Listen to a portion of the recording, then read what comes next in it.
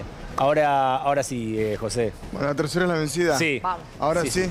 No, te decía que era algo previsible. Nosotros lo vimos en la misma redacción de la ley Ómnibus. Es una propuesta de gobierno que incluye la represión porque contempla que va a haber gente en la calle, porque la situación misma lleva a muchos de los afectados por estas medidas a protestar. Era una obviedad lo que iba a pasar y en el capítulo penal de la ley estaba previsto. Por eso se aumentan las penas para situaciones que antes no ameritaban prisión. Sí, pero sobre eso yo antes lo señalaba, digamos, desde el sentido común y está bueno que ahora lo podamos conversar con vos, porque la ley hoy tuvo ni siquiera media sanción, tuvo una votación de un aspecto en general, ¿sí? Del cuerpo de la ley en general.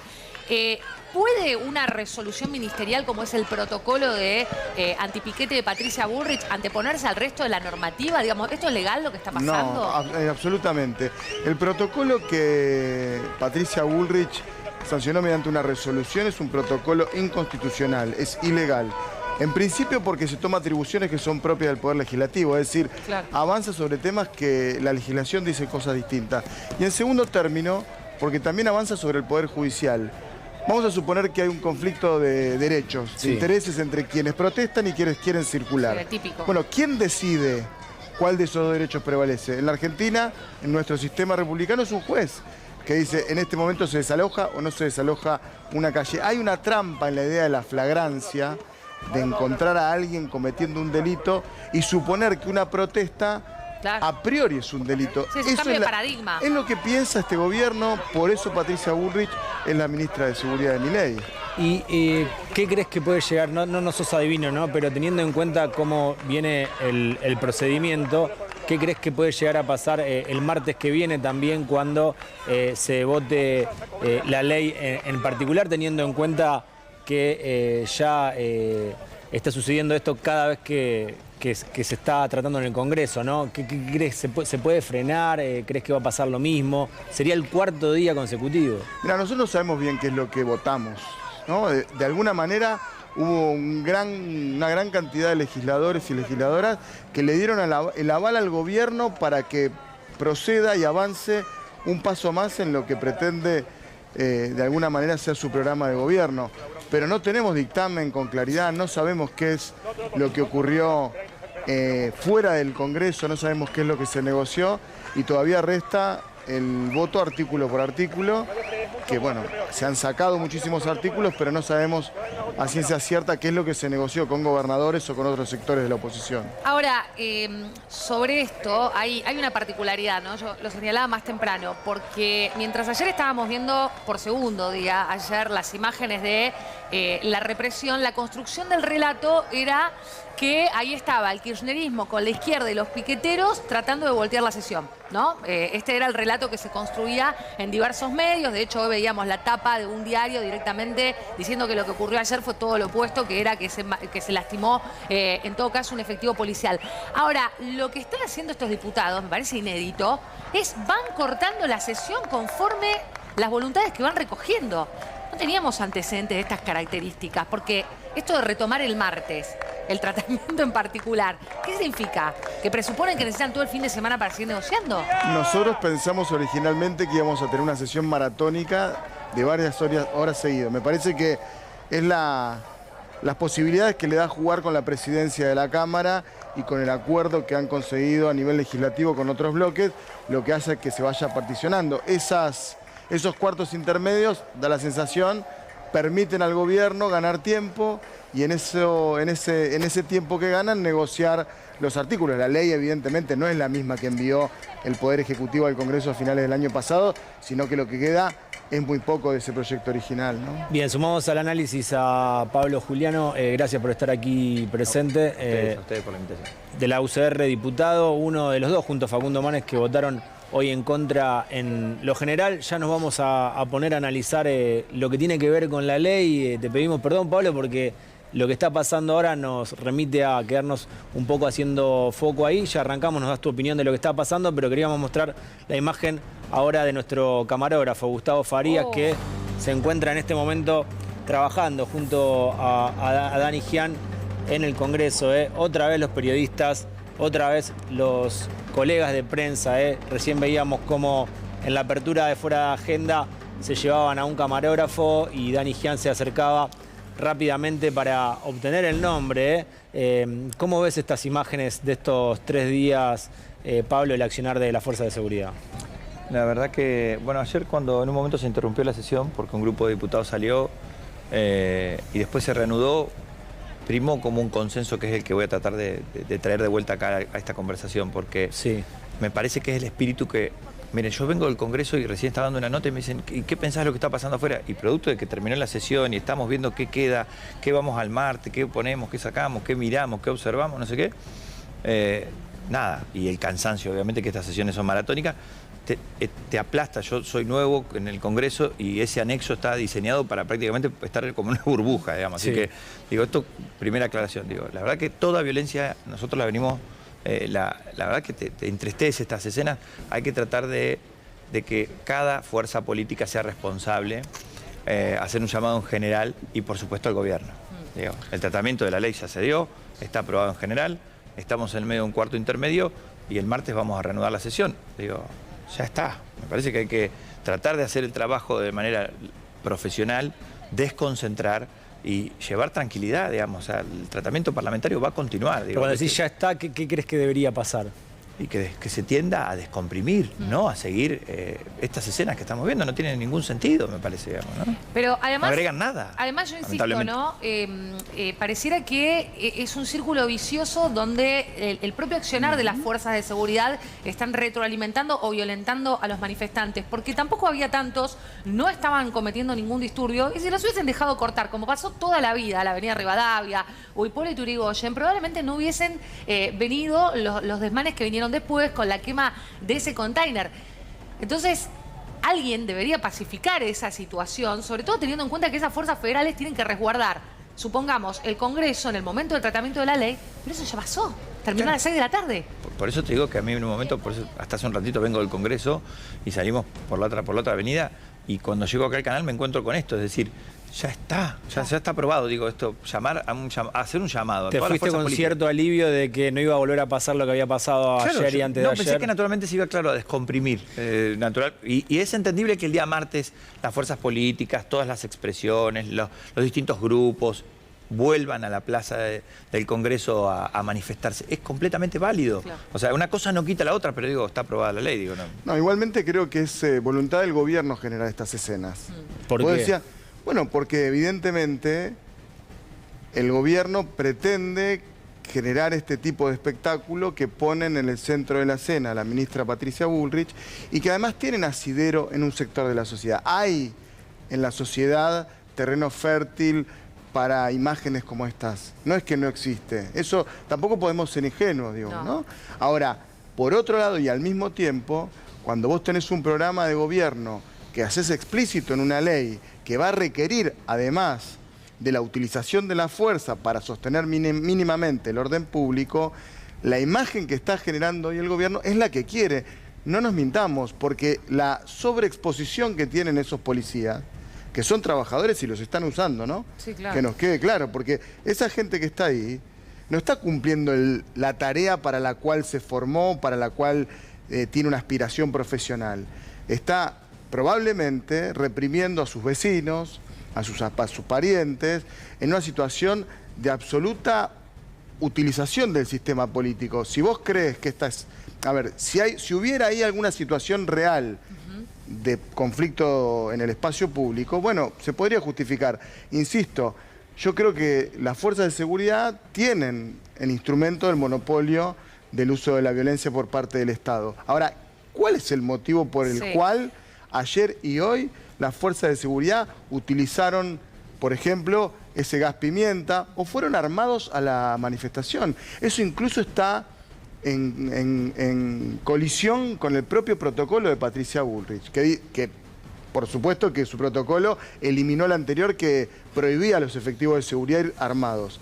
Pero en el de ella figura que tienen que ser armas no letales. Y ayer veíamos hombres con armas con 9 milímetros en la cintura. Hay algo provocativo también de parte del gobierno. ¿Yo creo que había armas de fuego ahí? El día de ayer lo tenemos comprobado. Hoy hizo una denuncia el diputado Marino. ¿Cuáles de las fuerzas?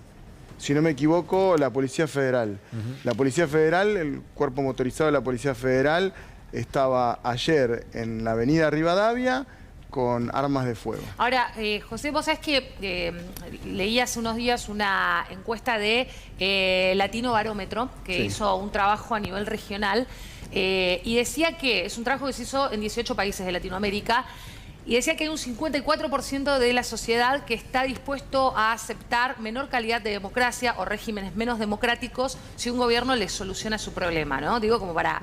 porque por esto que vos decías tiene asidero en un sector de la sociedad, pero la parte subsiguiente es si le resuelven sus problemas. ¿Cuánto se sostiene que te hambreen, que te quiten derechos y que encima te repriman? No, a mi juicio eso tiene poca vida, digamos. Ese sistema cierra un poco, sobre todo porque si nosotros vemos que la ley ómnibus en el fondo significa que no vas a llegar a fin de mes, que no vas a saber si vas a poder pagar el alquiler de lo que viene, si te vas a tener que mudar, si tus pibes los vas a cambiar de colegio, todo eso va a generar un caldo de cultivo para que la gente esté en la calle.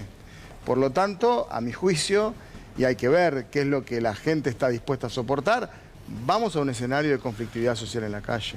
Pablo, bueno, ustedes también, obviamente somos todos parte de esta comunidad, pero les tocó padecerlo con los militantes de la UCR, se repudia siempre todo. ¿Cómo viste esa situación también en la primera noche del tratamiento de la ley? Claro, el caso particular nuestro fue con las 4 chicas, sí.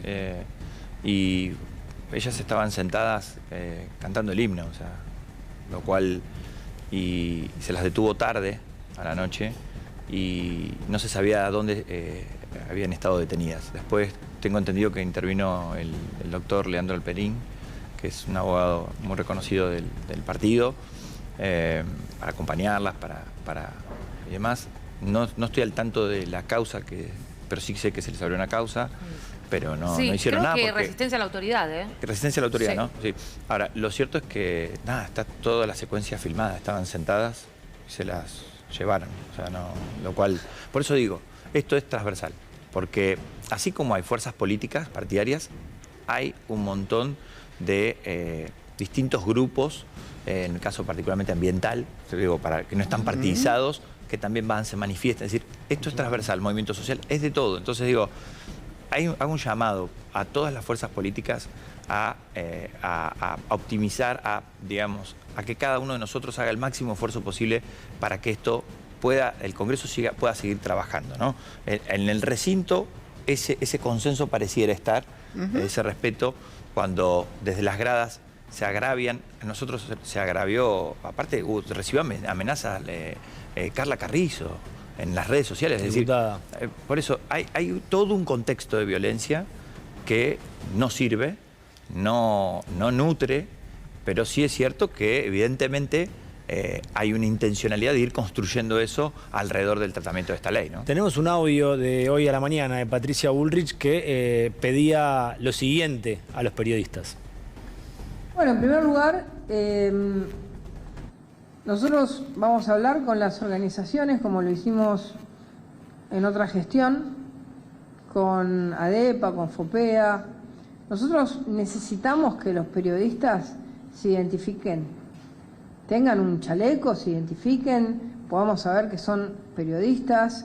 En un momento se discutió que el periodismo no esté entre la manifestación y la fuerza de seguridad. Los periodistas nos dicen que así no quieren trabajar porque no toman las imágenes que quieren. En consecuencia, si están en el medio de la situación, es muy difícil distinguirlos. Entonces, quizás sería bueno que el mismo periodismo, digamos, a través de sus organizaciones, FOPEA, ADEPA, las que sean, tengan un distintivo, un chaleco que diga prensa, como tantas veces sucede, y tratar de tener un lugar en el que, en los momentos en los que pueda haber una situación un poquito más tensa, las fuerzas de seguridad puedan saber perfectamente quién es quién, porque si no, no se sabe. Eso es importante para nosotros. Bien, ahí pongamos, si puede ser algo, es la foto de Ernie, nuestro compañero Hernán Nucera de ayer, que recibió algunos balazos de goma, Sí, es bueno, como la parte más absurda de dónde está Wally, ¿viste? Bien, Cuando claro. lo ves bien grande, digo, si esto no lo podés identificar como un trabajador de prensa, dedícate a otra cosa. La ministra pide identificación. Claro. ¿Cómo se hace? Claro, tiene el micrófono ese 5N en la mano, pero además recién algunos de los colegas que estaban deteniendo tenían chaleco de Cipreva. Sí, tal cual. Y recién estoy leyendo en las redes sociales que al cronista de América o América 24 le tiraron gas pimienta en la cara mientras estaba transmitiendo en vivo. Es muy identificable cuando estás al lado de un trabajador de prensa. La verdad que es un absurdo lo que está diciendo Patricia Bullrich. ¿Cómo se hace uno para identificarse? ¿Hay tiempo para hacerlo? No, pero aparte es al revés, porque da la sensación de que el solo hecho de estar ahí te convierte en un objetivo de la policía. Es decir, si vos indiscriminadamente vas a usar, por ejemplo, un gas pimienta, no hay ni siquiera aunque te identifiques, porque así pasó el otro día, nos pasó a nosotros cuando bajamos del recinto y fuimos a ver qué es lo que estaba ocurriendo, que también recibimos el gas de la policía. Y lo vimos en las imágenes, con las motos recorriendo la avenida Rivadavia, si no me equivoco, Hipólito Yrigoyen, y los policías de alguna manera utilizando el gas pimienta para que la gente se corra 10, 15 metros hacia adentro o entrando también dentro de la plaza. Insisto, esto es lo que el gobierno quiere poner sobre la mesa, lo quiere publicitar de esta manera, quiere estas escenas, y me parece bien lo que decías vos recién, que me parece que de nuestra parte tenemos que llamar a calmar la situación, porque no hubo ninguna situación que amerite el uso de la fuerza por parte de las fuerzas de seguridad. ¿El mensaje es amedrentar? ¿Es para que la gente no se movilice? Absolutamente. Pero está escrito, no es una interpretación de los hechos, está escrito en la ley que estamos tratando hoy en la Cámara de Diputados. Está por eso, está para amedrentar a la gente, para que el gobierno tome las medidas sin que nadie proteste. No tiene nada que ver con la tradición argentina eso, ¿no? Nos dice Ago Simeonato, nuestra productora, que Gustavo Farías no está pudiendo ver bien, así que por eso no podemos seguir en vivo desde el Congreso. Ago, si querés, mostremos de vuelta cómo afectó a nuestro camarógrafo, que le mandamos un abrazo grande. Sí. Y nuevamente los colegas de prensa son los que terminan padeciendo esta represión. Obviamente que no la tiene que padecer nadie, pero a contramano de lo que decía Patricia Bullrich, cuando yo estaba cubriendo el otro día, te dabas cuenta claramente que todos los que estaban recibiendo, o la gran mayoría, eran los colegas que habíamos quedado todos en la calle, que por ahí querían que se vayan para la vereda, pero era muy fácil saber que era gente que estaba trabajando y estaba haciendo su tarea. Bueno, de hecho a mí en un momento casi me pasa una moto por encima, Claro, que las empiezan a usar para que la gente se vaya arriba de la vereda, pero ya llega un momento que agarran una velocidad que es imponente y la verdad que te da miedo.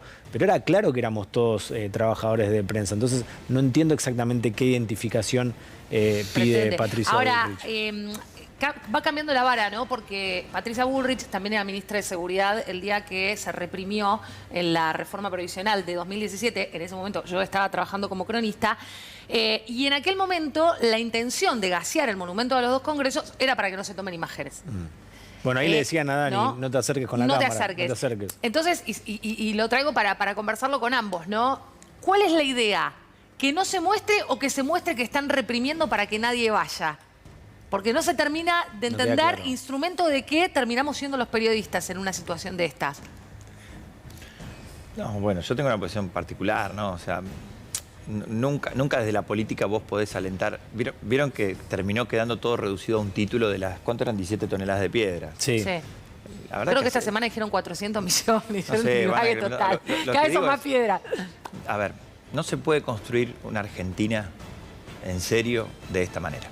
Y esto va para los dos últimos gobiernos en donde al Unión por la Patria o el Frente de Todos, como era en su momento, les toca ocupar un rol de oposición. Hay que hacer un llamado, voy a hacer un análisis un poco más político de esto, ¿sí? Porque me parece que ahí es donde las fuerzas políticas en la Argentina tienen que aprender a hacer la autocrítica, ¿no? Es clave hacer la autocrítica de por qué te toca perder una elección y no ir inmediatamente a que la plaza del Congreso sea un campo de batalla. ¿Sí? Naturalmente los gobiernos esculpen su agenda a través de una agenda legislativa. Se han hecho en todos los sentidos, tanto cuando le tocó a Macri, cuando le tocó a Alberto y ahora cuando le toca a Milei. Entonces, a mí me parece que en el campo de batalla la política no gana. Yo soy de esa clase de políticos que creo que ahí no se dirimen, en definitiva. Se construye, se va construyendo un marco. Ahora, me parece que la Argentina, de las 17 toneladas de esa vez, y esta otra Argentina también, de mucha violencia de la Casa Rosada hacia el Parlamento, hoy estamos en plena sesión cuando estaban diciendo, che, apúrense para tratarla y aprobar la ley. Insólito. Le Más marcaban o los menos tiempos. fue eso. Sí, sí, sí. Bueno, terminó hay la distintos discusión, niveles decía de el tuit de violencia. Milei. Yo, digamos, rechazo todos los tipos de violencia, todos, porque para mí el tipo de violencia encubre una manera de construcción política que no comparto y que no voy a compartir nunca. Entonces digo, cuando se tiraron 17 toneladas de piedra en el Congreso, fue una escena tristísima para toda la Argentina. No la podemos, digamos, no la puedes bancar eso, digamos. Sí, ¿no? también es cierto ¿no? que hubo infiltrados. Y Sin que duda. Eso, Bueno, pero perdón, Pero ahora a eso favor. ocurrió ahora, ¿no? No, por eso digo. Digo, ahora, muy distinto. pero, La perdón, gente estaba muy pacífica pero, manifestándose. hablando de infiltrados en las gradas, ahora hace poquito. Sí. Diputadas que empiezan a hablar y se las empieza a agredir de todos los, digamos, por lo menos de todos lo los vimos partidos. con Bregman, con Sí, la sí. compañera Bregman, de con Carrizo, ustedes, digo, sí, sí. Y con la invitación del oficialismo. Hay violencia con gente las de piedras, Revolución hay violencia Federal. contra los periodistas, hay violencia contra los diputados. Todas esas violencias no ayudan, no agregan nada. Ahora ustedes dicen Yo las rechazo todas. los dos que hay que bajar un cambio, que hay que frenar, pero el gobierno ¿está dispuesto a eso? Patricia Bullrich, Javier Milei. No sé, No habrá lo que hace. preguntarle. Evidentemente este tipo de declaraciones no son las más acertadas. No son las que agregan a la Argentina. Una Argentina con tanto dolor, después de la pandemia, después de no llegar a fin de mes. Es lo que yo trataba de decir el otro día, ayer en la sesión. A mí me parece que hay una Argentina que acá no está puesta en el foco. Hay un pedazo enorme en la Argentina frustrada, que siente que un pedazo y el otro no la logra representar. Y esto tampoco la representa.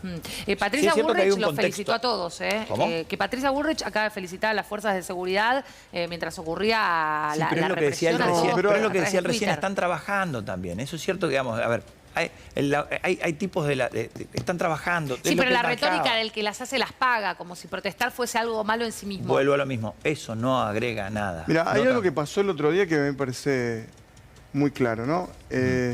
Después de la muerte de Uma, hubo reacciones diversas de parte de la dirigencia política, ¿no? Por supuesto que hay que dar con los culpables, tienen que pagar por lo que hicieron. En algún punto, el que las hace las paga a mí no me parece un mal concepto, está bien. El problema es que esa vara sea pareja para todos. Pero uno de los presidentes de las comisiones en las que estuvimos tratando la ley, el señor Espert, publicó una foto de un queso gruyère. ¿Recuerdan Sí. eso? Sí, claro. Hasta Patricia Bullrich se dio cuenta que se le había ido la mano a Espert. Bueno, ¿hay algo de eso que siempre se pasa en tres pueblos?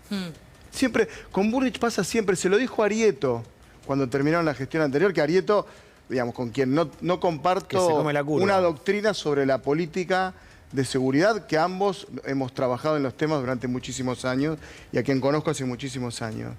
A Bullrich siempre le pasa lo mismo, porque va siempre un paso más allá en materia de espectacularización de los temas de seguridad, de pasarse de rosca siempre sobre su propio eje ideológico y discursivo, que es la mano dura. Yo no niego que las fuerzas de seguridad tengan que usar la fuerza, pero en este contexto no tiene nada que ver, porque no pasó nada en el Congreso. Y nosotros adentro de la Cámara discutimos, somos conscientes que perdimos la elección. Quizá lo que pasa es también que es que quienes salieron terceros hoy forman parte del gobierno y tienen una suerte de envalentonamiento del perdedor, revancha.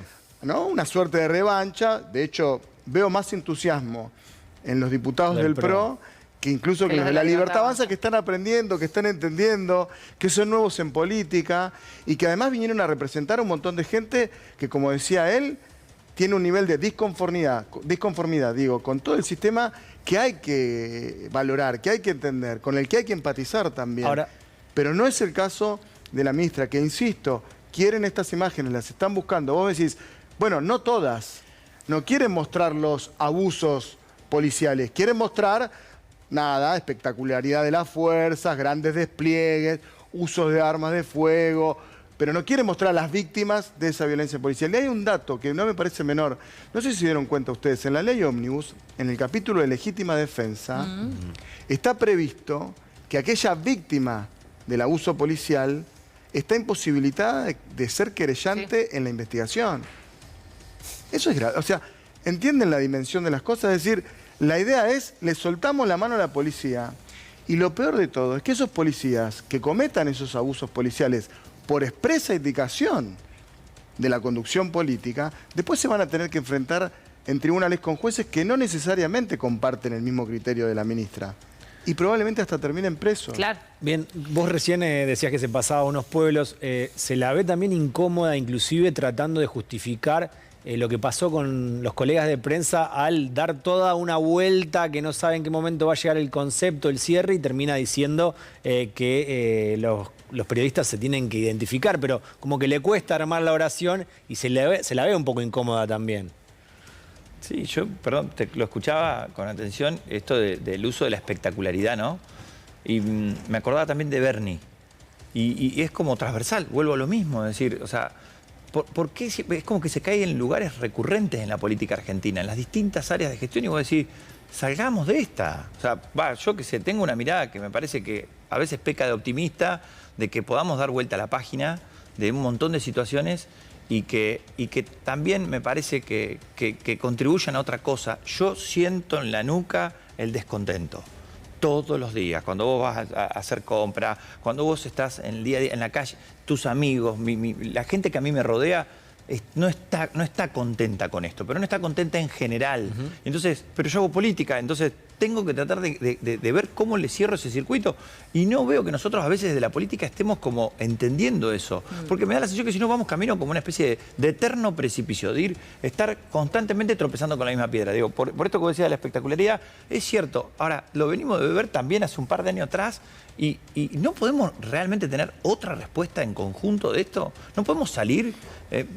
A veces tengo interrogantes, perdón que no tenga la respuesta para todo, ayer lo decía también en la sesión, pero me parece que se trata de eso, es tratar de levantar un poco el nivel y nosotros entender a quiénes le estamos haciendo el juego y a quienes le están haciendo el juego, sembrando violencia, disconformidad, porque me parece que si no nosotros las fuerzas que tratamos de abrazar la democracia como este gran sistema, esta gran casa que nos cobija todo, se va erosionando. Pablo, a mí me preocupa. Con respecto al voto negativo en general tuyo y el de Facundo Manes, entiendo, y lo pude conversar con algunos dirigentes radicales, había bastante enojo por el voto en contra.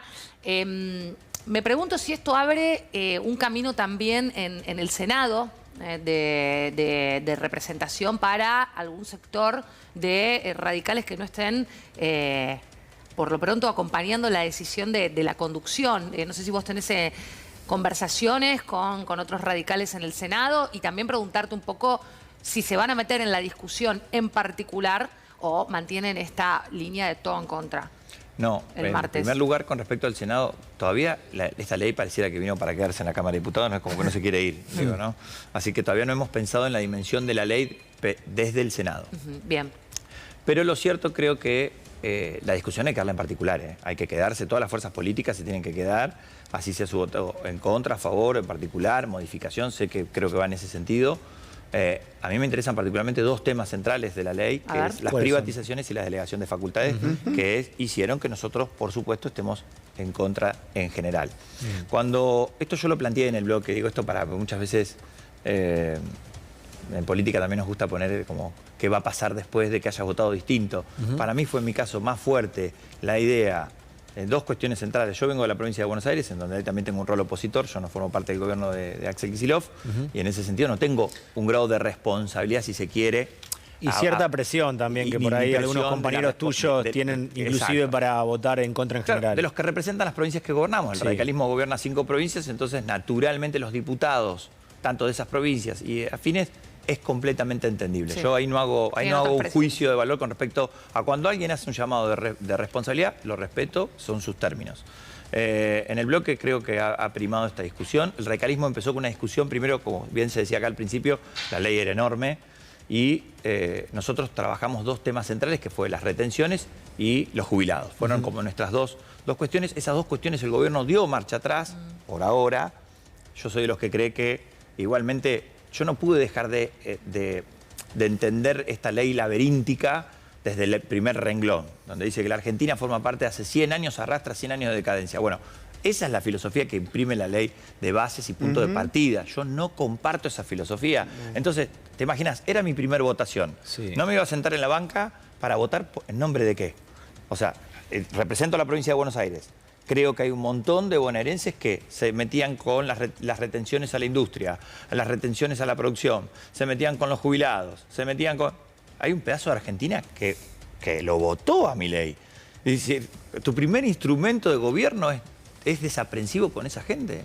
Entonces, la verdad que a mí me llamó muchísimo la atención de que no encontrara ni el mundo de los monotributistas, de las pymes, creo que si votaba a favor me iban a retirar el título en la Facultad de Derecho de La Plata, porque en serio, chicos, se modifica el Código Civil, el Código Penal. Hay algo que sí es para rescatar, la Ley de Procedimiento Administrativo. Pero imagínense que si vos decís, voto la ley ómnibus por alguna de estas materias, la verdad que era formar parte de la política que no tiene sentido común. Pablo, ¿y te costó abrirte de lo que votó el bloque? Son solamente 2, vos y Facundo Manes. Había 8 que no habían acompañado el primer dictamen, pero lo procesaste, fue una decisión que te costó. Sabíamos también del discurso de Facundo Manes y había una cierta manera de anticipar que podía llegar a votar en general, pero fue una sorpresa que los 2 voten en negativo. Fue una sorpresa, también fue una sorpresa cuando nosotros salimos a decir que había que dar quórum.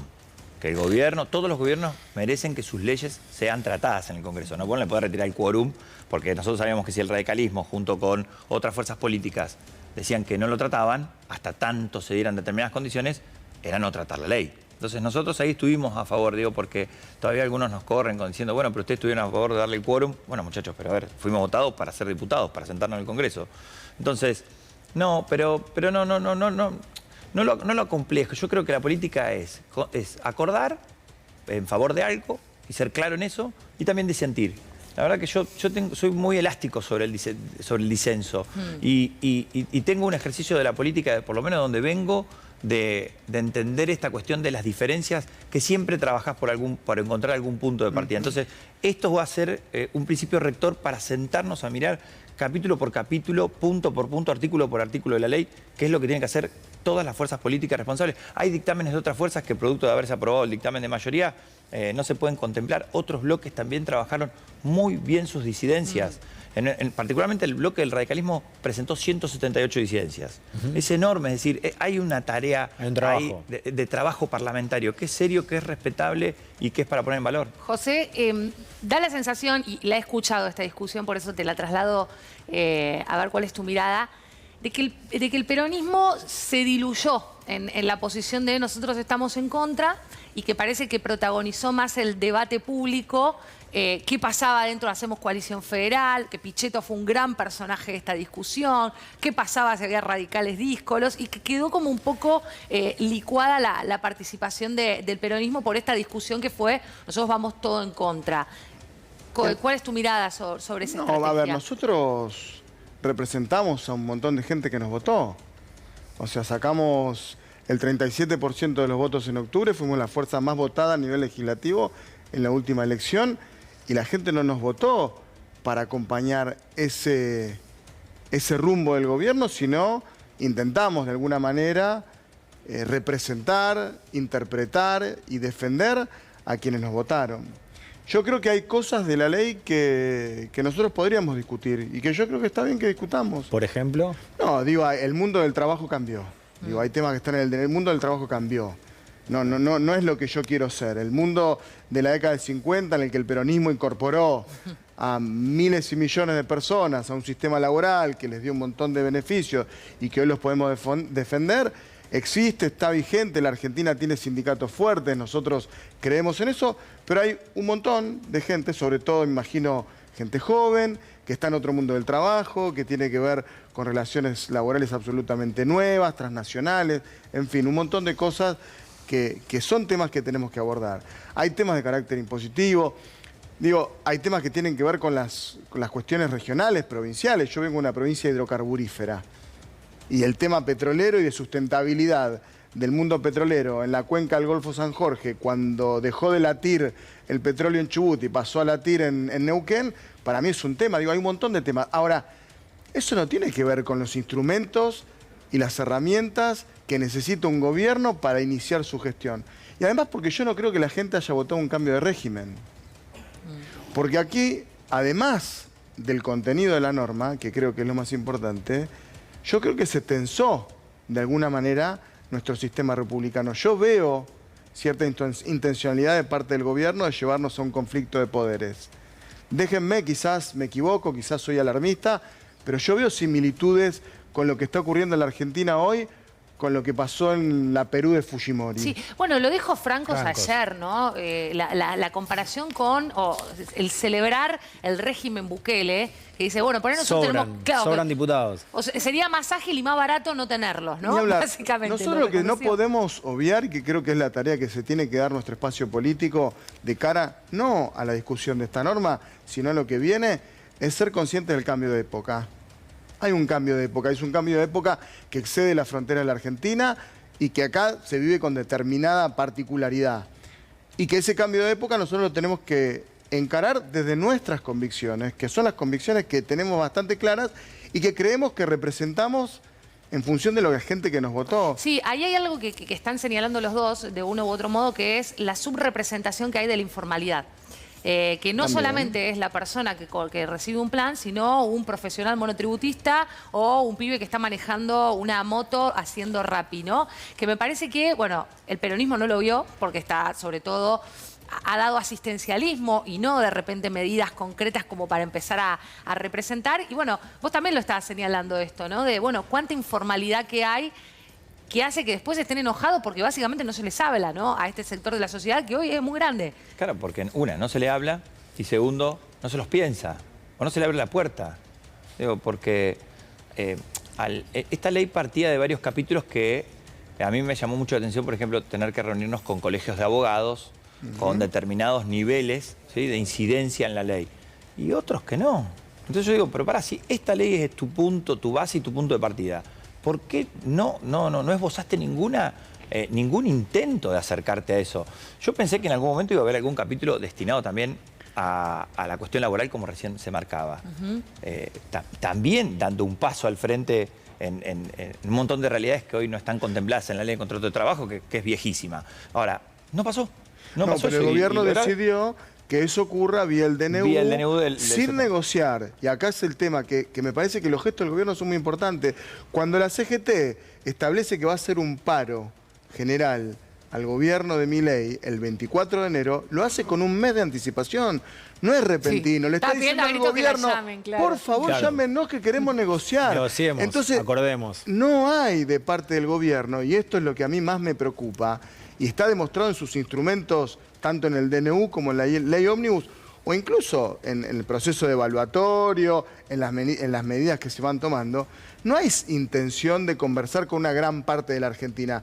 O sea, esa legitimidad de los votos del balotaje desconocen también no solamente una gran parte de la Argentina actual, sino una tradición que, como yo coincido con vos, esta idea de que son 100 años de decadencia a mí no me entra en la cabeza. A mis abuelos, que llegaron expulsados de la Europa antisemita de la década del 30 y llegaron a la Argentina sin escuela primaria, sin tener formación, sin ningún tipo de herramienta. Este país le dio todo, y le dio todo a mis viejos y nos dio todos a nosotros. Y eso no es una historia personal, es la historia de la Argentina misma. Con claros y oscuros no hay 100 años de decadencia. Este país es un país que ha permitido crecer a la inmensa mayoría de su población y que quizás, y ahí voy a coincidir con vos, en los últimos 2 gobiernos, principalmente en el de Mauricio Macri, el nuestro fue malo, el de Mauricio Macri fue mucho peor, no siguió generando ese nivel de esperanza y de expectativa que sí había generado entre el 2003 y el 2015. Ahora, les pregunto a los dos,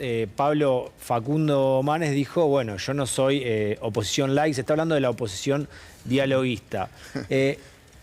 No sé en qué lugar te parás vos, pero lo que le quería preguntar a los dos es, ¿ven que hay un esfuerzo increíble de lo que es el sector dialoguista para tratar de ayudar al gobierno y aún así el gobierno se cierra y no se deja ayudar?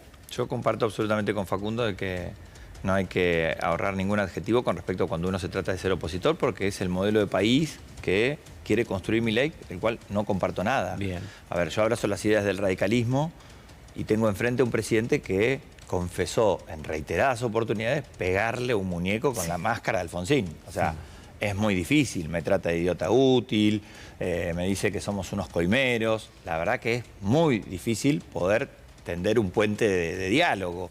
Así que para mí está todo dicho en ese aspecto. Y coincido con él que no existe una oposición light o no. Sí puedo entender el concepto de responsabilidad, que lo explicábamos antes, pero digo, en concreto, hay que construir una alternativa. Creo que mi partido en ese sentido tiene un debate enorme. Tiene un debate enorme porque tiene que poder ofrecer de vuelta un proyecto político y no detrás, y no al costado. Tiene 5 provincias gobernando, tiene gestión, lo puede mostrar, tiene gente que le puede hablar a la sociedad, se tiene que animar. Entonces creo que él da ese paso, Facundo, y agrega esta cuestión en ese rol, porque él viene siendo crítico de los roles, ¿sí?, del partido, y eso es válido. Eso ¿Lo sí charlaron que iban a votar en contra ustedes dos? ¿Hubo ahí como un él llevado en contra? ¿O? Él llevaba siempre la voz cantante y obviamente, por supuesto, creo que tiene un rol central políticamente en esto que te digo de pensar el nuevo radicalismo, así que para mí no fue para nada difícil acompañarlo y compartir la mirada sobre esta ley. Tenemos un tuit del día de hoy de Facundo Manes, de la Unión Cívica Radical, que junto a Pablo han votado en contra en general, y te dio risa, no la ven, como dice Cortito al pie. el A la presidente, Constitución no la y ven. muestra la Constitución. Claro. Bueno, nosotros creemos, estamos convencidos que si ese librito que él tiene en la mano, que es la Constitución de la Nación, cuanto más te acercás a eso, mejor gobernás y mejor te salen las cosas. Por eso yo, lejos de la chicana, por todos lados me están diciendo, ¿votaste con el kirchnerismo? No, muchachos, a ver, terminen con el complejo de inferioridad. A mí es la tercera vez que me tildan de ser parte del kirchnerismo. También fui macrista cuando estuve en Cambiemos, así que no se asusten, no tengan miedo. Milei votó con el kirchnerismo también y ahora está gobernando, y creo que hay que hacerse cargo de que la política tiene que representar. Y vos tenés que venir, dar la cara y decir en qué estás de acuerdo y en qué no. Y proponer. José, recién estaba pensando, bueno, vos, Pau, le habías preguntado a Leandro Santoro el día de ayer si se sentían parte de las negociaciones o si alguien lo convocaba, porque ahora se vuelve a hablar de gobernadores que están dialogando otra vez con Guillermo Franco la posibilidad de coparticipar el impuesto país. ¿Hay diálogo con el gobierno? ¿No hay diálogo? ¿Hay diálogo, aunque sea mínimo, entre Kicillof y el resto de los gobernadores de Juntos por el Cambio que están pidiendo esta negociación de la coparticipación del impuesto país? Mira, no tenemos que ser ingenuos, ¿no? Yo creo que los diputados y los senadores, diputadas y senadoras de las provincias, tenemos además esa representación territorial que hace que estemos vinculados con nuestros gobernadores. Y la realidad es que nuestros gobernadores, si en el caso mío de Chubut, yo tengo diálogo con el gobernador Ignacio Torres, que es del PRO, del cual yo soy opositor, y hemos sido opositores no solamente en campaña, sino al actual gobierno, pero sí sé que represento a mi provincia y hay temas, por ejemplo, del impuesto país, que se están conversando y uno lo sabe. No es mi rol en la Cámara de Diputados ser el enlace con el resto de los bloques. También uno tiene que reconocer las limitaciones de los roles que juega cada uno. A mí no me toca conducir el bloque de diputados de Unión por la Patria, pero uno lo ve y se da cuenta de que los vasos comunicantes son muy distintos. Nosotros, por ejemplo, todo este periodo nunca... A Recoleta no los invitaron. No, olvídate. Olvídate, ni al cafecito de la sabor, vida tampoco. al sabor, No ni nada. tomaste un café con Sturzenegger. Hoy se lo dije informalmente al presidente de la Libertad Avanza. Le pregunté cómo iba a seguir la semana. ¿Qué es lo que tenían pensado No ellos? te lo juntamos. ¿Qué iba a hacer? Le digo, che, venimos mañana, van a ir a un cuarto intermedio. A Dice, Menem. no lo sé. No, al presidente A Sago. Azago. A Sago, al del bloque. A Sago. Y bueno, Chicana va, Chicana viene, no me dijo nada. Pero la realidad es que esto está sucediendo con una baja calidad institucional. Porque, honestamente, las manos son las manos, las negociaciones a vos te da o no te da para sacar adelante en una ley, un artículo. Pero nosotros, honestamente, no estamos formando parte de eso porque hay una decisión expresa de que no se respeten las normas y las mínimas de convivencia democrática. Hay intencionalidad en un cambio de régimen, hay una idea que no te necesitan, hay una idea que no les interesa a quién vos representás. Porque, evidentemente, el gobierno ha decidido manejar los tiempos de una manera muy particular, con el PRO, que yo creo que forma parte de este gobierno, y particularmente con el bloque de Hacemos Coalición Federal, que creo que es el garante hoy de que el gobierno pueda hacer algo o no. Bueno, de hecho ayer alguien de ese bloque decía, somos conscientes de que hay una desprolijidad, que no aparece el dictamen definitivo. De hecho, Pablo, te veía hacer así con la cabeza. ¿Vos sabés lo que votamos hoy o no? ¿Apareció? Miren, no, ahí lo que... Bueno, yo en mi caso tiene que ver por esta cuestión de que trabajé en la legislatura y yo me apegué al orden del día que estaba en la banca, ¿no? Digo, porque en un momento al principio se hizo mención a una serie de articulados que daban cuenta de quizás el punteo que pueden estar llevando en alguna conversión. Ahora, lo cierto es que después se corrigió y los que se eliminaron antes de pasar al cuarto intermedio de hoy, ahora, por eso digo, pero yo no sé si todo el conjunto de los 257 diputados, sacando las estrellas que tienen un amplio recorrido parlamentario, pueden seguir el fino. Yo me fui ahora al despacho con los, creo que eran 20 y pico de artículos. Yo tengo la lista en el celular para ir a estudiar. Para ir a estudiar. Hablé con no menos de 7 diputados para ver si alguien me podía explicar qué pasa con el Fondo de Garantía de Sustentabilidad, porque no se entiende si eliminan el decreto que lo formó o no se entiende. Ahora qué yo queda. tengo una pregunta a vos. ¿No creemos que hay algo de este laberinto que es adrede? Eso tiene que Sí, preguntar. que es una moneda de cambio que queda abierta, digamos. en los ¿Inexperiencia, fundamentos. estrategia o las dos cosas? Sí, las dos cosas. Yo creo que hay veces que hay prácticas que son contradictorias y llevan un mismo fin. Digo, vos decís, es inexperiencia, puede haber algo. Hay una mirada inteligente respecto de la táctica y experiencia. Sí, yo lo veo a Barra y me parece que es una persona que está absolutamente formada, que fue protagonista de la mayor reforma del Estado que tuvo el gobierno con perspectiva liberal o neoliberal, y está en el gobierno. Y al mismo tiempo veo a otros diputados y me doy cuenta que no están en la misma situación. Ahora, me parece que es las dos cosas.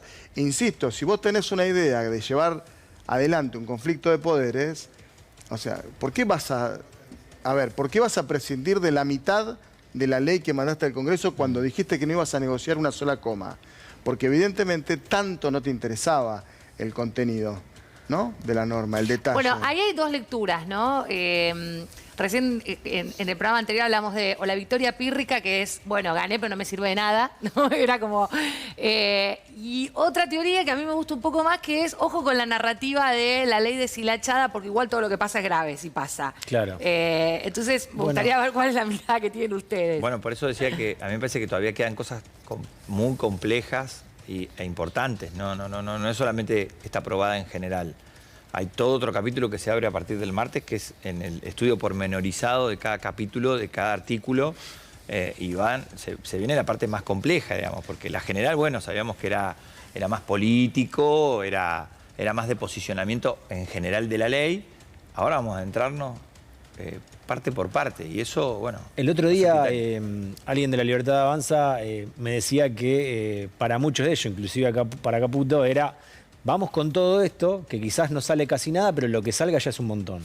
Sí, pero si tienen... A ver, la representación parlamentaria, como bien se dijo acá recién, es de 38. 37, 37 diputados. 38, La Libertad Avanza, ¿sí? ¿No? 38, 37 sí, diputados. creo que son 37 y lo contan las expertas, algunos, Pi, ¿no? Claro, pero Bueno, era de la sí. fuerza para el de caso es lo mismo, ¿no? Sí. Si llegado el caso, tiene ese número, de ese número es el que se parte, y de ahí se vuelve, digamos, si cualquier cosa que saque va a ser una conquista. Pero construyeron un 144 como resultado final afirmativo de la ley en general, impensado. Cuando se queman todos los manuales de teoría política, decían, no tiene un solo gobernador, un intendente, 30 y pico de diputados, de repente tenían 150 votos asegurados antes de sentarse a discutir. Porque esta ley viene después de una votación, de un balotaje, viene todavía en un marco, claro, digamos, de apoyo, de la sociedad. Que la sociedad acompaña, es decir, es el producto, el contexto de esta ley es el producto de este fracaso de la representación política. O sea, yo creo, por eso vuelvo a decirlo, las fuerzas políticas se tienen que llamar a la autocrítica. La elección, en algunos momentos se decía, ¿la perdió Juntos por el Cambio? Sí.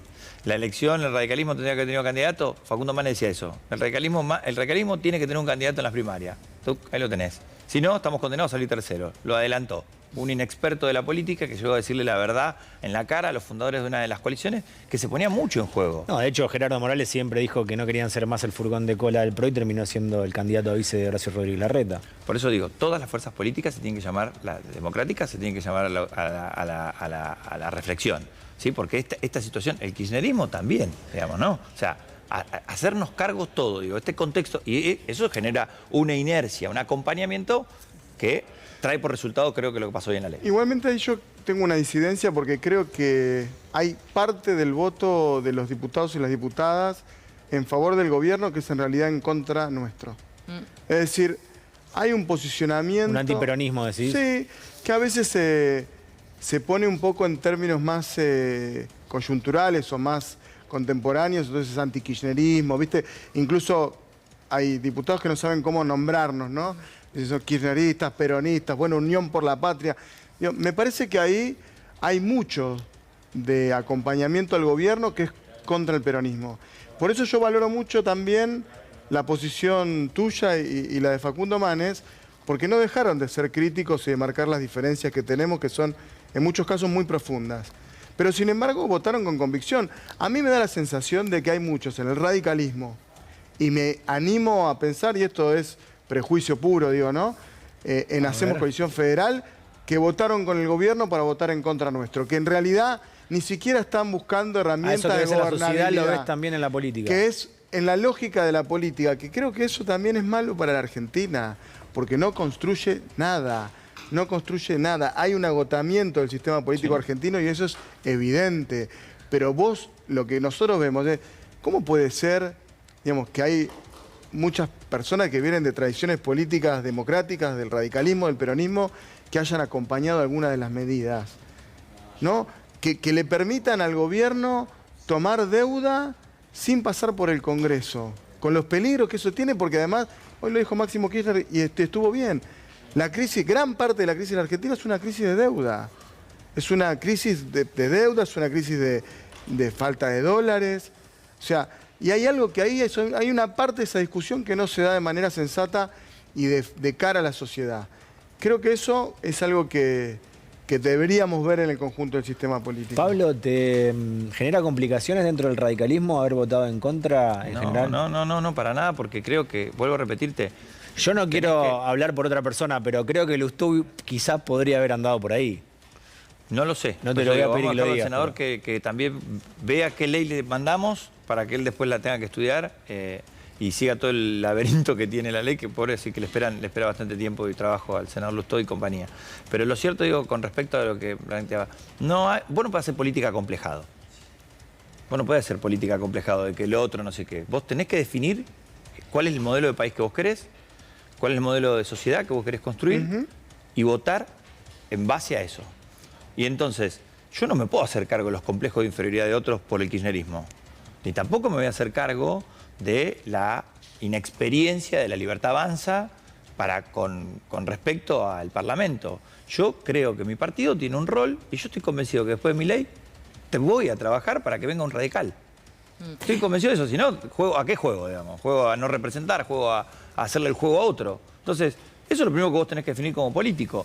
Y en ese problema, yo creo, diciendo esto, ¿qué problema me puede traer dentro del radicalismo? Nada. Entiendo a los correligionarios que tuvieron que aprobar la ley como lo hicieron, entiendo sus motivaciones, no me genera un conflicto.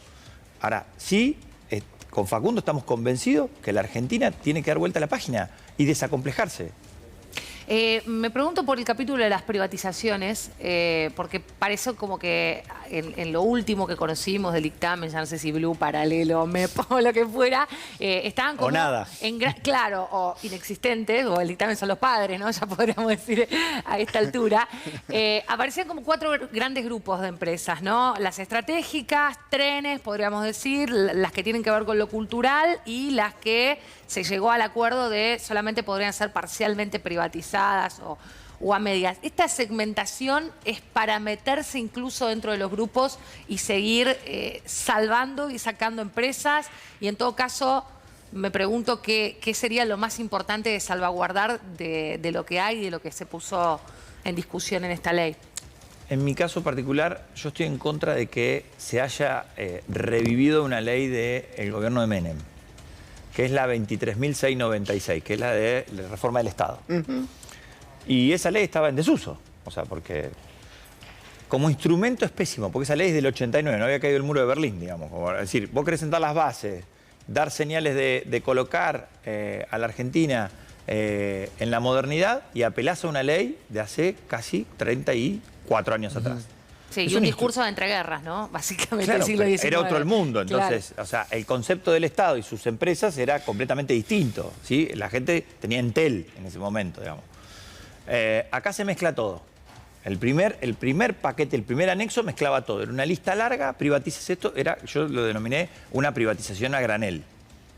Pues la técnica ya no la comparto, porque ahí no me permite abordar cuáles son estratégicas, cuáles son deficitarias, cuáles no, cuáles sirve que el Estado las tenga y cuáles que si el Estado ya podríamos decir, che, ¿esto para qué el Estado lo tiene? Y después yo soy contundente en ese sentido de ahí es donde nos tenemos que hacer cargo de que en algunos sectores se concebía a las empresas del Estado, fabricaciones militares y compañías, que debieran de ser estratégicas, como aguantaderos, muchachos. Hay que hacerse cargo ahí también. ¿Aguantaderos en qué sentido lo decís? En que no se tecnificó, no se ¿Aguantadero de modernizó. gente Claro, para dar trabajo? Claro, digo, cuando vos mirás, ¿sí? Porque esta es una perspectiva que no se agregó. Cuando vos mirás la nómina de personal, a nosotros nos pasa con varios en la provincia de Buenos Aires, no quiero polemizar, pero digo, tenemos que entrar en la nómina del personal y del objetivo. Porque si no nosotros, los Pero que eso vale queremos para que... las empresas como para cualquier organismo público, ¿no? Sí, Es decir, sin duda. si hay una cuestión de eficacia, hay una cuestión de eficiencia, O hay de una cuestión soberanía. y de Porque a veces- productividad, a veces qué sé capaz yo, que- a veces- tantas cosas. Pero por eso digo, porque a veces puede que algo no sea rentable, como si fuese una empresa. Ahora, pero es estratégico. Por ejemplo, a mí hay una que la Fundación Alem hizo hincapié, no me acuerdo, creo que se llama BEN, Sociedad del Estado, corríjame, digamos, se me escapa, pero sé que es la que trabaja con el servicio de... es la que envió el SAUCOM. Y para mí eso es estratégico que el Estado invierta. Para mí es clave que Bueno, el Estado... ARSAT. ARSAT. Es clave que el Estado hunda, eran 30 y pico mil de kilómetros de fibra óptica. ¿Y por qué yo no se lo tengo que dar a quién se lo vendo? ¿Por qué tengo que vender el Banco Nación? Cuando forma parte... A ver, y el Banco Nación tiene que modernizarse ya, no solamente con la billeterita digital, digamos. O sea, en serio hay que pensar otro Banco Nación con otro rol. Los trenes incluso, Pero no privado. No, pero aparte, ¿por qué privado el 20%? El 20% del mercado financiero argentino. Está bien que obliga a la gente. El otro día fui al Banco Nación para tratar de sacar la tarjeta de crédito. Creo que es más fácil entrar a la OCDE que sacar una tarjeta de crédito en el Banco Nación. Lo tengo que decir así, pero por eso... Hay que pagar para entrar a la OCDE. Entramos. Sí, sí, ya sé. Por eso. Pero el Banco Y Nación se salió creo de que los roza- BRICS. Por eso te digo, pero es complejísimo, en serio. Ahora, esos Igual instrumentos... ocupa un rol muy importante en el desarrollo. Pero sin duda. El Banco Nación es la presencia del Estado en el interior del país. Pero pará. Es el único banco Pero mírame, que yo está en todos presenté, el primer lados. proyecto que presenté fue para excluir al Banco Nación de esa lista, rápidamente. Con esto que vos ¿Está decís. bien? Rápidamente lo presenté, pero ¿a qué voy? Digo, y todos me empezaron a decir, el banco, no sé, me entraron a putear porque tardan un montón de trámites. Y yo lo que digo es lo siguiente, hay que dar señales de pensarlo. La política tiene que empezar a sentarse. Y ser con honesto, esa- porque los bancos privados... Claro, pero... Andá a a ver, sacar una tarjeta privada igual andá a sacar una tarjeta de crédito Privatizaciones, al... pero perdón, no son al banco pera con privado. manzana. Cada empresa merece un análisis Aparte, profundo sí. de ver cuál es su sentido. Es más, digo, un sentido es el de la eficiencia, es decir, si tiene ganancias, si es deficitaria. Otro sentido es el estratégico, otro es el soberano. Otro puede ser el de un servicio esencial, es decir, porque cumple un servicio que no cumple un privado. Y el otro de las privatizaciones, que es el que más me preocupa, es la de la vivada, de que el Estado hace la inversión para luego entregárselo a un privado y que hagan los grandes negocios. Que eso, a mí me parece que digamos que en la bolsa que nos quieren meter la nómina de empresas, en el fondo pasa eso, es decir, con una lógica de hay que privatizar todo, la lógica Dromi, ¿no? Todo lo que deba ser del Estado va a pasar en manos de los privados, esa gran frase de Dromi en los... Pero aparte, en los eso 89. ya se intentó y fracasó. Pero aparte, nosotros hemos demostrado, y esto Con esa linealidad, lo ¿no? digo incluso hablando desde nuestra perspectiva de gobierno, uno puede decir, Aerolíneas Argentinas, que es digamos, centro de polémicas respecto de qué es lo que hay que hacer, incluso al interior de nuestro propio espacio político. ¿Por qué crees que no se pone en esa lista para defenderla desde algunos bloques? Porque creo que hay otras cosas que están en juego también en la relación del gobierno con la oposición. Porque me parece que acá el problema que tiene esto es que nos pone en una lógica de toma y daca que nada tiene que ver con los intereses de la Argentina. Por eso es tan importante el capítulo de privatizaciones, porque tranquilamente nosotros podríamos, y yo vinculo privatizaciones con lo que tiene que ver con el desmantelamiento, digo bien, de ciertos organismos descentralizados como son la Agencia de Ciencia y Tecnología, que no para de producir para el sector privado también. Digo, hoy el Estado, a través de la agencia, subsidia miles de proyectos de base tecnológica en la Argentina y hoy, producto de esta ley, de la reforma, sobre todo del Estado, tiende hacia el desguace. Digo, yo creo que tenemos que discutir, todas las cosas que están en la ley se pueden discutir, pero todo de su debida forma y en su debido momento. Lo que pasa es que todo tiene que ver con todo, ¿no? Porque se eligió un presidente que no cree en el Estado, que se autopercibe minarquista de la escuela, no cree en el Estado. Y el modelo de país que está trazado en la ley ómnibus, y por eso está bien lo que vos decías, yo no puedo votar esto porque soy de la provincia de Buenos Aires, donde todavía hay aspiraciones productivas, pero el modelo de país que tiene Javier Milei en la cabeza es un modelo de país completamente reprimarizado. Por eso todo el tiempo habla de 1880. Y como le parece un país de mierda el que gobierna, por eso le ponen techo de lavandina absolutamente a todo. Porque como nada sirve, vendamos todo, lo rematamos y el último apaga la luz, ¿no? Digo, esta es la visión que hay. A mí cuando me puse a estudiar lo del Banco Nación me causó gracia porque lo fundó Carlos Pellegrini. A Milei que le gusta hablar de los padres fundadores de la patria. Y Carlos Pellegrini lo fundó después de que Roca fundió... El gobierno de Juárez Selman fundió el Banco Nacional, que claro, era el papá del Banco Nación. Entonces, Milei te agarra, te viaja en la historia, viaja por la escuela de Austria. Es una cosita muy particular el pensamiento liberal argentino. Bien, bueno, tienen un mandato en el Congreso. La última antes de despedirlos, a los dos le pregunto, pero primero arranco por José, por haber estado a cargo de una fuerza de seguridad. ¿Qué se les pasó por la cabeza cuando vieron a este efectivo de la Policía Federal motorizado con un logo de los libertarios, ¿no? Que identifica?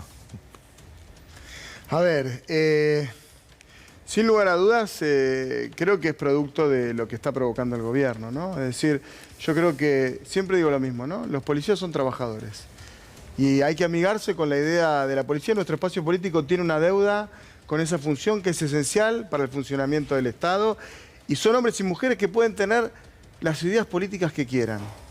Pero son funcionarios públicos que hay momentos en los que cumplen una función y está totalmente arreglado. Es una falta grave en la Policía Federal la utilización de cualquier insignia que no esté reglamentada en el régimen de presentación. A mí me parece que tiene que ver con lo que decíamos hace un rato, ¿no? A veces la ministra Patricia Bullrich se pasa un par de pueblos y eso hace que muchos de sus subordinados también lo hagan. Bueno, muchísimas gracias a los dos. Pablo de la Unión Cívica Radical, José de Unión por la Patria por haber estado acá. Perdón por el arranque, pero nos llevaba a tener que analizar todo lo que estaba sucediendo afuera del Congreso y no lo que había sucedido adentro. Se los agradezco a los dos y bueno, los invitamos nuevamente en cualquier momento y seguramente los cruzo yo el martes por allá, ¿no? Bueno, porque nos vemos ahí entonces. Según Nicolás Mazot me falta votar nada más ya. Cuidado con las y servir café. Cuidado con las motos, sí. ¿De qué bloque sos? ¿De qué bloque sos? ¿De qué bloque? Sí, porque tenés que votar. Monobloque. Ah, monobloque. Monobloque. Un independentista. Muchísimas gracias. Capaz que termina Vamos con un informe que justamente